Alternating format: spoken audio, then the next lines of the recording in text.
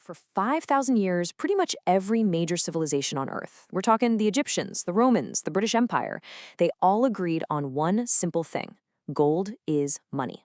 But then, in 1971, that all changed. So today, we're going to dig into that incredible 5,000-year history, unpack the crazy shift that happened just over 50 years ago, and figure out what it all means for the money you've got in your pocket right now. All right, so let's get right into it. Think about it. For millennia, literally thousands of years, money was this physical, tangible thing you could hold. Then, bam, on a random Sunday night, interrupting a popular TV show, no less, the entire system just gets flipped on its head.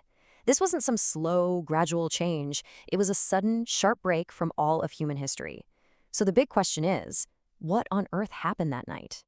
Well, this was it. The famous Nixon shock. In just one sentence, President Nixon severed the direct link between the US dollar, which is, the world's reserve currency, and actual physical gold. And get this, he called it a temporary suspension. Well, temporary is now over 50 years old and counting. This moment kicked off the monetary system we're all living in today. But to really get what that means, we have to rewind a bit and ask, why gold? Why was it the money for so long to begin with? I mean, think about it. You've got 118 elements on the periodic table. So why did humanity, we're talking cultures on different continents that had zero contact with each other, why did they all independently land on gold as money? It wasn't a fluke, and it definitely wasn't just because it's pretty and shiny. It turns out gold is, well, it's almost perfectly designed by nature to be money. See, for something to really work as money, it has to check a few very important boxes. First off, it's got to be scarce. You can't just conjure more of it out of thin air. It also has to be incredibly durable. I mean, gold doesn't rust, it doesn't decay. You can literally pull a 400-year-old gold coin from a shipwreck, and it'll look almost brand new. It's also divisible and malleable, right? You can cut it up into tiny pieces or melt it into bars without destroying it. And the big one, pretty much everyone everywhere agreed it was valuable. And to really wrap your head around just how scarce it is, get this. If you took every single ounce of gold ever mined in all of human history, I'm talking from every pharaoh's tomb, every central bank vault, every piece of jewelry, and you melted it all down into one giant cube, it would fit inside just 3.5 Olympic-sized swimming pools.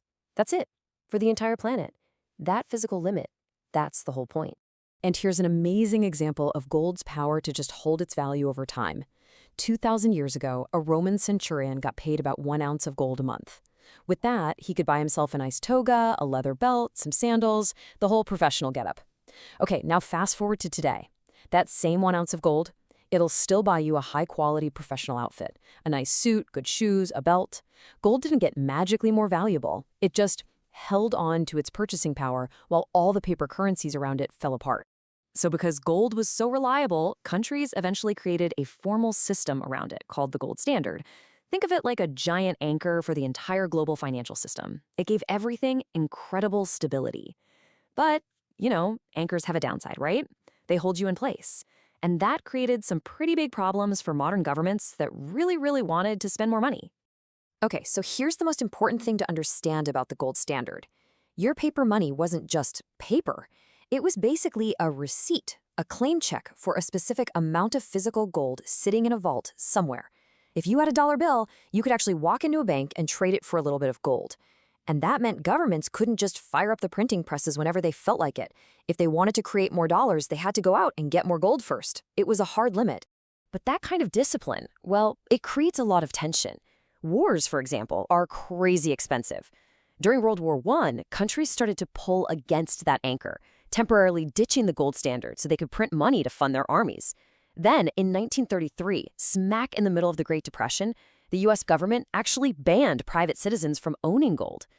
After World War II, things got repegged with the Bretton Woods Agreement, setting the price at $35 an ounce. But by the 1960s, with huge spending on the Vietnam War, the US was printing way more dollars than it had gold in its vaults.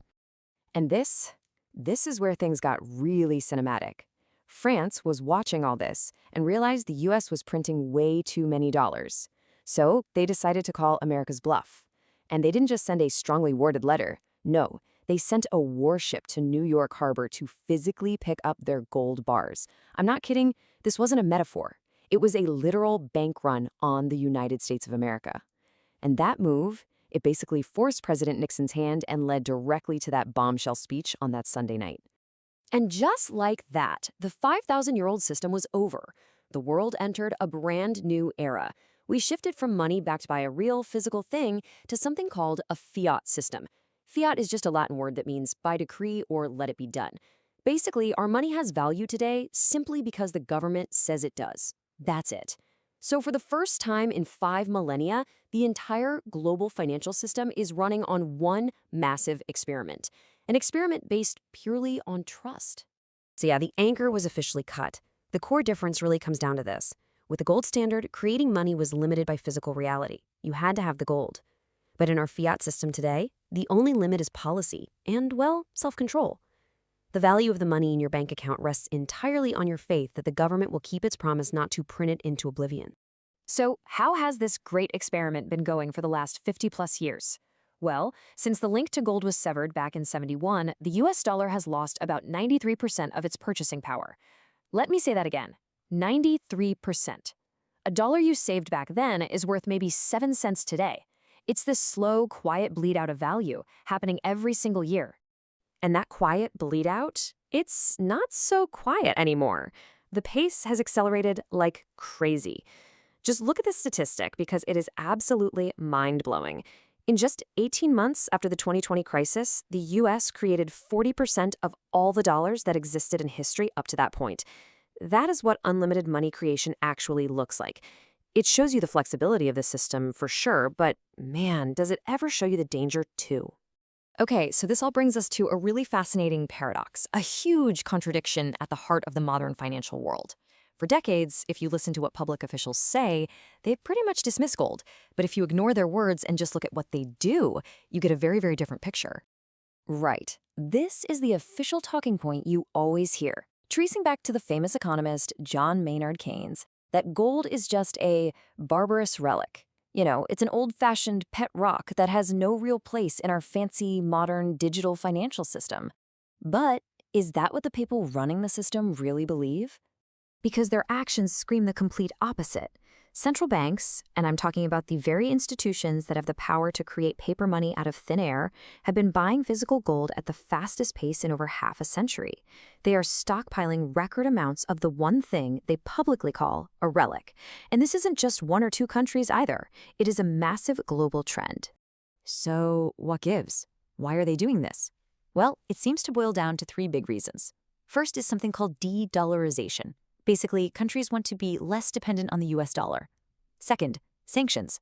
After Russia's digital dollar reserves were frozen, a lot of countries had a light bulb moment. Physical gold sitting in your own vault can't be frozen with a keystroke.